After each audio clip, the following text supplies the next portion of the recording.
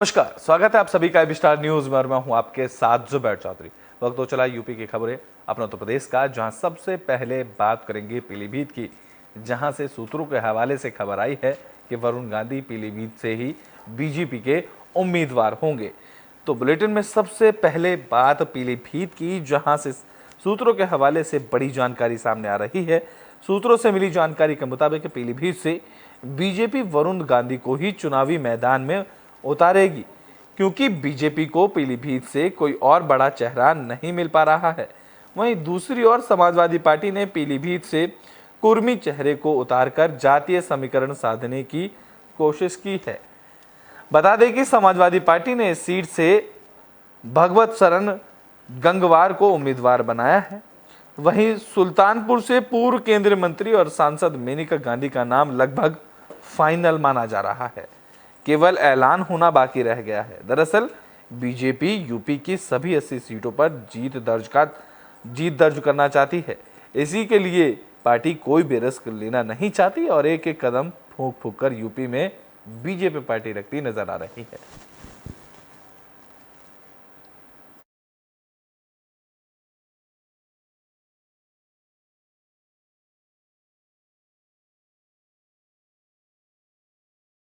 बात भदोही की कर लेते हैं, जहां बीजेपी पर ललितेश जमकर बरसे हैं। तो भदोही से उम्मीदवार ललितेश पति त्रिपाठी बीजेपी सरकार पर जमकर बरसे। बता दें कि इंडिया गठबंधन ने टीएमसी नेता ललितेश पति त्रिपाठी को भदोही से उम्मीदवार बनाया है। ललितेश पति त्रिपाठी ने बीजेपी सरकार पर आरोप लगाते हुए कहा है कि मौजूदा सरकार से सिर्फ किसान ही नहीं बल्कि हर वर्ग के लोग परेशान हैं। उन्होंने कहा कि जनता चुनाव में बीजेपी की सरकार का हिसाब करेगी। उन्होंने बीजेपी सरकार को हर मोर्चे पर फेल बताया। साथ ही जांच एजेंसियों की छापेमारी को लेकर भी कई सवाल खड़े किए।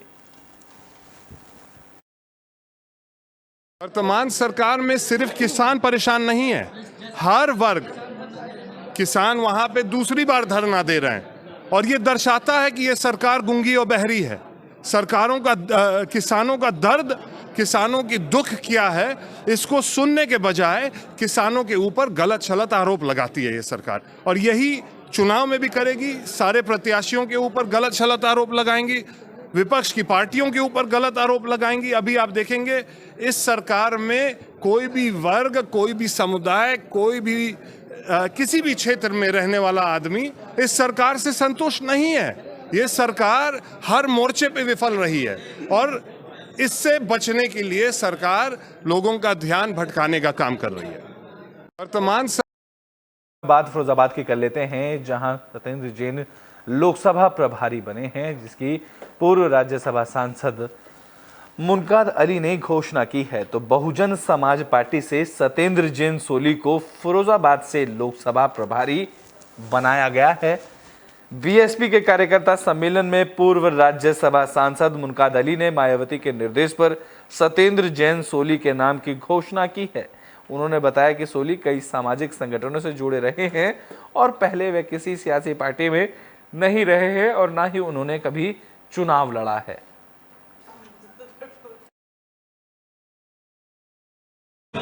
देखिए, जैसा कि आपको मालूम है, लोकसभा चुनाव की घोषणा हो चुकी है और आज फिरोजाबाद लोकसभा से आदरणीय बहन कुमारी मायावती के निर्देश पर यहाँ के एक चर्चित और होनहार साथी सत्येंद्र जैन उर्फ सोली को बहुजन समाज पार्टी का प्रभारी नियुक्त किया जाता है। देखिए, बात शाहजहांपुर की कर लेते हैं, जहां वृंदावन जैसी होली खेली गई है। तो यूपी के शाहजहांपुर में होली की खुमारी सिर चढ़कर बोल रही है। वृंदावन और बरसाना जैसी लोगों की होली के रंगों में डूबे लोग यहां पर भी नजर आ रहे हैं। दरअसल रामनगर स्थित राधा कृष्ण मंदिर में फाग महोत्सव का आयोजन किया गया था, जिसमें भजन कीर्तन और अबीर गुलाल के साथ होली खेली गई। कार्यक्रम में मथुरा से शाहजहांपुर पहुंची सुंदर सुंदर झांकियां भी आकर्षण का केंद्र रही। इस दौरान भक्तों पर इत्र की वर्षा की गई। वहीं भजन गायक दीपक सवरिया के भजनों ने भक्तों को झूमने पर मजबूर कर दिया। जहां फाग महोत्सव में शामिल होने के लिए कई जिले से लोग पहुंचे थे।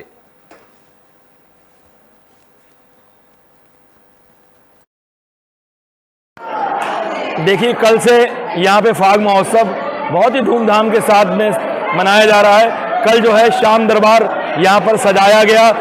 श्री श्याम मित्र मंडल रामनगर कॉलोनी द्वारा यहाँ पर शाम के सुंदर सुंदर भजनों का गुणगान किया गया और आज प्रातः श्री लड्डू गोपाल की पालकी यात्रा श्री राधा कृष्ण मंदिर रामनगर कॉलोनी से निकलकर नगर में भ्रमण करती हुई दोबारा श्री राधा कृष्ण मंदिर में आई है और सभी पूरी कमेटी ने उस पालकी का भरपूर स्वागत किया। सभी ने फूलों की होली के साथ में और गुलाल की होली के साथ में खूब होली खेली और सभी ने लड्डू गोपाल के श्री राधा रानी सरकार के भरपूर जय जयकार किया।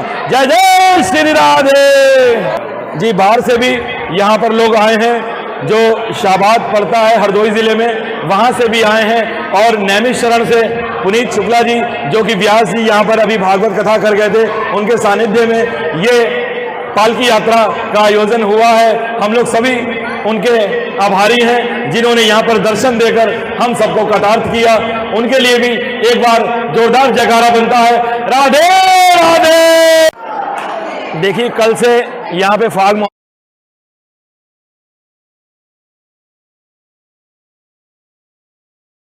बात आगरा की कर लेते हैं, जहां जिला मुख्यालय कार्यालय का निरीक्षण किया गया। तो आगरा मंडल की कमिश्नर ऋतु महेश्वरी एक्टिव मोड पर नजर आ रही हैं। इस कड़ी में ऋतु महेश्वरी जिला मुख्यालय कार्यालय का निरीक्षण करने पहुंची। उन्होंने अभिलेख कार्यालयों में रखी फाइलों को चेक किया। इस दौरान वसूली विभाग में रख रखाव को लेकर कमिश्नर ऋतु महेश्वरी खासा नाराज नजर आई। उन्होंने रिकॉर्ड रूम में मौजूद अधिकारियों से बारीकी से पूछताछ की और जरूरी दिशा निर्देश दिए।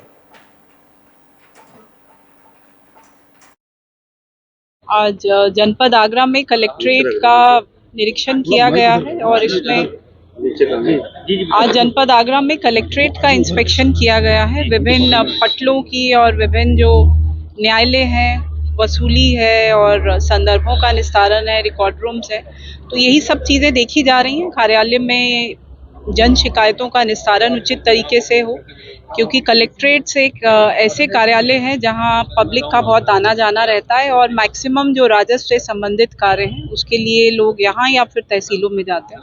पारदर्शिता से काम हो, लोगों का समय से निस्तारण हो और जो रिकॉर्ड कीपिंग है वो सही तरीके से हो, उसी उद्देश्य से ये निरीक्षण किया गया है। अभी निरीक्षण चल रहा है। जो भी कमियां पाई जा रही हैं, संबंधित को डायरेक्शन दिए जा रहे हैं कि वो उसका अनुपालन। वैसे कोई बड़ी कमी मतलब जिसके लिए आपने खास तौर पे कहा हो?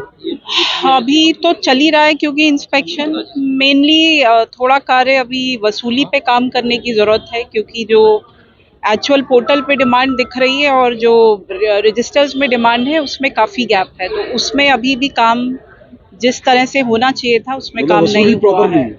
वसूली का जो मतलब रख रखाव है रिकॉर्ड्स का, और क्योंकि अमीन भी बहुत लगाए जाते हैं, लेकिन जो प्रगति वसूली में होनी चाहिए और जो उसकी रिकॉर्ड कीपिंग है वो उस तरीके से सही तरीके से नहीं हो रही है। बाकी थोड़ा बहुत वीडिंग में भी कमियां हैं, वीडिंग शुरू कराई है, उसमें भी अभी और समय लगेगा, उसके लिए भी 2 महीने का समय दिया गया है। तो इस तरह की कमियां कुछ पाई गई हैं। बाकी जो इंस्पेक्शन में आएगा वो लोगों को डायरेक्शन दिएगा। आज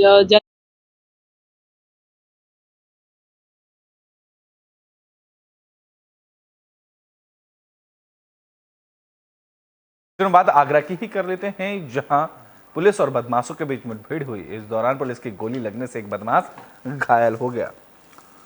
तो आगरा में पुलिस को बड़ी कामयाबी मिली। पुलिस ने एक इनामी बदमाश को मुठभेड़ के बाद गिरफ्तार कर लिया है। मुठभेड़ के दौरान बदमाश परमजीत उर्फ काके के पैर में गोली लगने से वो घायल हुआ, जिसे इलाज के लिए अस्पताल में भर्ती कराया गया। बता दें कि परमजीत उर्फ काके पर आगरा में 7 मुकदमे दर्ज हैं और उस पर पुलिस ने 25,000 रुपए का इनाम भी रखा हुआ था। मुखबिर से जानकारी मिलने के बाद पुलिस की बदमाश के साथ हरि पर्वत थाना इलाके के पास मुठभेड़ हुई। फिलहाल घायल बदमाश को इलाज के लिए एसएन मेडिकल कॉलेज में भर्ती कराया गया और इनामी बदमाश के पास से तमंचा, कारतूस के साथ बिना नंबर प्लेट की बाइक भी बरामद कर ली गई।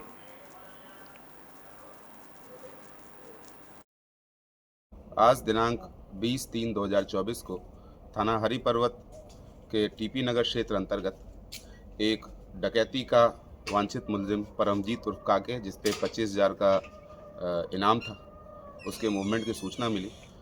पुलिस थाना हरी पर्वत टीम ने पिकेट लगाकर इस अभियुक्त को रोकने की कोशिश की तो अभियुक्त ने पुलिस टीम पर फायर खोल दिया और आत्मरक्षात्मक कार्रवाई में अभियुक्त के दाहिने पैर में गोली लगी। अभियुक्त परमजीत उर्फ काके को आवश्यक प्राथमिक उपचार के लिए एसएन मेडिकल कॉलेज ले जाया गया है। इस अभियुक्त के ऊपर 7 से ज़्यादा मुकदमे ऑलरेडी आगरा में पंजीकृत हैं। इनमें से 3 डकैती की घटनाएं इसने एक दिन में कारित की, एक रात में कारित की थी, जिसमें ये वांछित चल रहा था। अभियुक्त के कब्जे से एक अवैध तमंचा, कुछ राउंड्स और एक मोटरसाइकिल बरामद हुई है बिना नंबर प्लेट की। थाना हरी पर्वत पर आवश्यक कार्रवाई करते हुए अभियुक्त को माननीय न्यायालय के समक्ष प्रस्तुत किया जाएगा।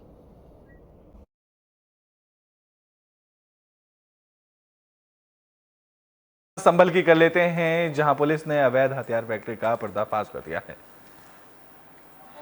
तो लोकसभा चुनाव से पहले पुलिस की टीम एक्टिव नजर आ रही है। इस कड़ी में संभल में पुलिस को बड़ी कामयाबी मिली। पुलिस ने अवैध हथियार की फैक्ट्री का पर्दाफाश किया है। दरअसल पुलिस को मुखबिर से जानकारी मिली थी कि धतरा के जंगल में अवैध हथियार बनाने की फैक्ट्री चल रही है। जानकारी मिलने के बाद पुलिस की टीम छापेमारी करने मौके पर पहुंची। पुलिस ने मौके पर से आरोपी गफ्फार उर्फ मुन्ना को गिरफ्तार किया, जिनके पास से 5 तमंचे, 1 पिस्टल और तमंचा बनाने के उपकरण बरामद किए गए। वहीं गफ्फार का एक साथी नेतुदान उर्फ छप का मौके से फरार होने में कामयाब रहा। जिसका गिरफ्तार बदमाश गफ्फार नखासा थाना इलाके का रहने वाला बताया जा रहा है। पुलिस ने दूसरे बदमाश की जल्द ही गिरफ्तारी का दावा भी किया है।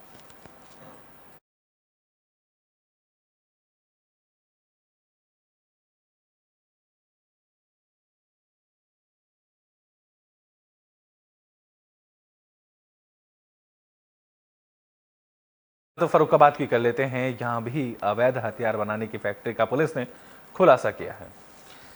तो फरुखाबाद की मऊ दरवाजा थाना पुलिस और एसओजी की टीम ने हथियार फैक्ट्री का पर्दाफाश किया। मामले में गैंगस्टर एक्ट के आरोपी समेत 2 बदमाशों को गिरफ्तार किया गया। बता दें कि यह मामला फतेहगढ़ पुलिस लाइन के इलाके का है। पुलिस ने मौके से 19 देसी तमंचे, राइफल बरामद की है। साथ ही अवैध हथियार बनाने वाले उपकरण को भी बरामद किया गया है।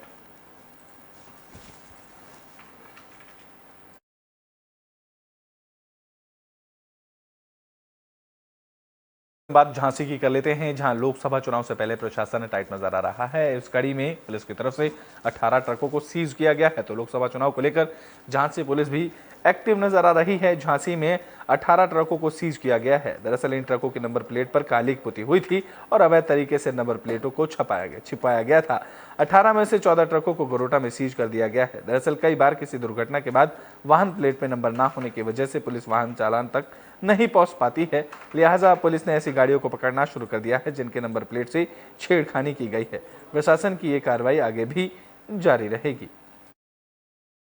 कल गरोठा सर्किल में ऐसे वाहन जिन पर नंबर प्लेट या तो है नहीं, अगर नंबर प्लेट है तो उन पर पेंट कर दिया गया है या छुपा दी गई है, ऐसे वाहनों के खिलाफ सख्त कार्रवाई की गई है। जो सर्किल से 18 गाड़ियां सीज की गई हैं, गुरसराय से 14 वाहन, एरस से 3 वाहन, गरोठा से 1 वाहन, उनके खिलाफ कार्रवाई की गई है, जिसमें 18 गाड़ी सीज की गई है। ये कार्रवाई आगे भी जारी रहेगी। कल गरोठा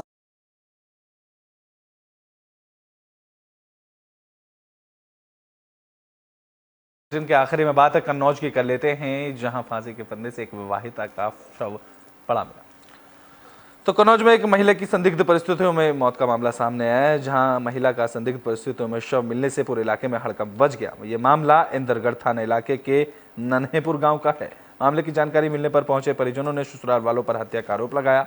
वहीं ससुराल के लोगों को शव को छोड़कर मौके से फरार हो गए। इस मामले की जानकारी मिलने पर पहुंची पुलिस ने शव को कब्जे में लेकर पोस्टमार्टम के लिए भेजा और मामले की जांच शुरू कर दी है।